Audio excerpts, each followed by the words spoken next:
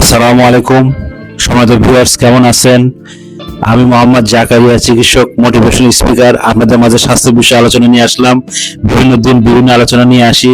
তো বন্ধুরা, অনেকে কমেন্ট বক্সে কমেন্ট করেছে, ইদানিং দেখা গেছে যে আমাদের পুরুষত্ব হারিয়ে যাচ্ছে এবং আমাদের নারীত্ব হারিয়ে ফেলতেছি কেন, এটা কমেন্ট বক্সে লিখেছে বন্ধুরা। তো বন্ধুরা, এই বিষয়ে প্রথমে শুনতে একটি লাইক দিন, সাবস্ক্রাইব করুন, নোটিফিকেশন অন করুন, তাহলে প্রথম থেকে মনোযোগ সহকারে শুনুন।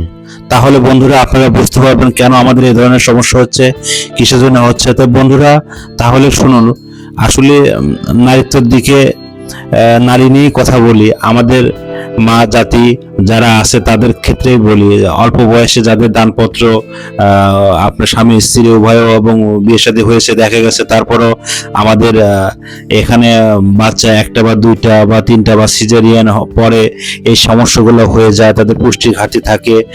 তারা হয়তো বা বিভিন্ন কালার সবজি বা স্বামী স্ত্রী বা স্বামী হয়তো খেয়াল রাখে না বা স্ত্রী খেয়াল রাখে না বা বিভিন্ন কারণে বা শরীরে দিকে নিজেরা লক্ষ্য রাখে না, যার কারণে এই সমস্যাগুলো হয়ে থাকে।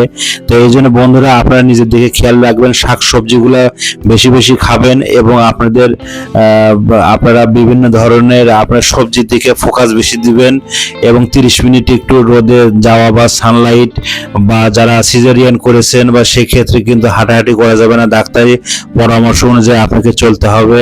তো এই ক্ষেত্রেও কিন্তু অনেকটা টাইম কমে যায়। আর যদি তারপরে দেখা যায় যে আপনার বাচ্চা হওয়ার পরে আপনার পিরিয়ড হয়েছে বা পিরিয়ড হয়নি বা সাদা স্রাব বা বিভিন্ন সমস্যা হচ্ছে, সেই ক্ষেত্রে কিন্তু আপনাদের লক্ষ্য রাখতে হবে যেন এই ধরনের সমস্যা না থাকে, বা গোপনভাবে সমস্যা থাকলে সেই ক্ষেত্রেও কিন্তু এই ধরনের সমস্যাগুলো হয়ে থাকে।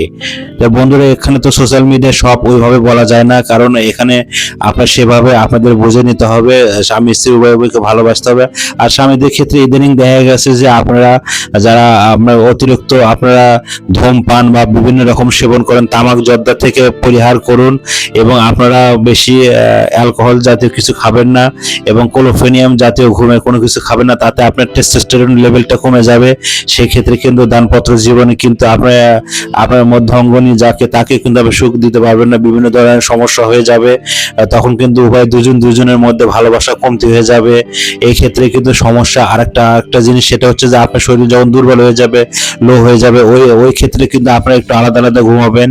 পারলে আপনারা অবশ্যই একটু দুধ পাতলা করে, যদি বয়স বেশি হয়ে যায় পাতলা করে দুধ খাবেন এবং ডায়াবেটিসটা চেক আপ করবেন, অন্তত আপনার প্রেশার কি লেভেল আছে প্রেশারটা চেক করবেন, অন্তত আপনার সুগারটা চেক করবেন। আপনার এলোমেলো বাজারে কোনো ওয়ান টাইম কোনো ওষুধ এইভাবে এলোমেলো খাবেন না, সেক্ষেত্রে কিন্তু আপনাদের কিন্তু রিস্ক থেকে যাবে।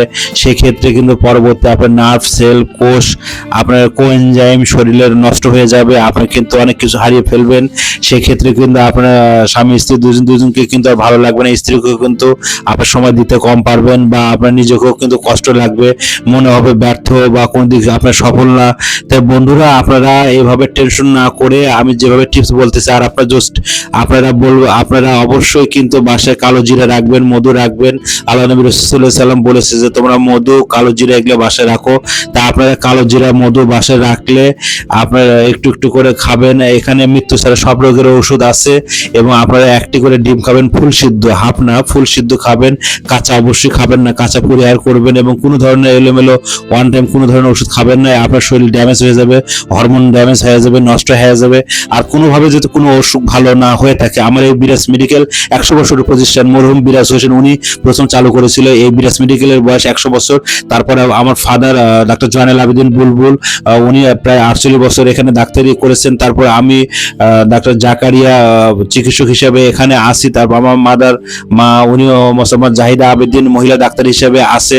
তো আমার এখানে কল, হোয়াটসঅ্যাপ, ইমো এবং নাম্বার আছে এবং আমার এই ইউটিউবে ঢুকে বিভিন্ন রিলেটিভ ভিডিও আছে, আপনারা দেখবেন। আর আমার এই ভিডিওর মধ্যে যদি ভালো লেগে থাকে অবশ্যই আপনারা নোটিফিকেশন অন করবেন। আর পরবর্তী কি রিলেটেড আপনারা ভিডিও চান, ওই রিলেটিভ ভিডিও আপনারা কমেন্ট বক্সে অবশ্যই কমেন্ট করবেন। একটি লাইক এবং সাবস্ক্রাইব বিশাল উপকার আসবে।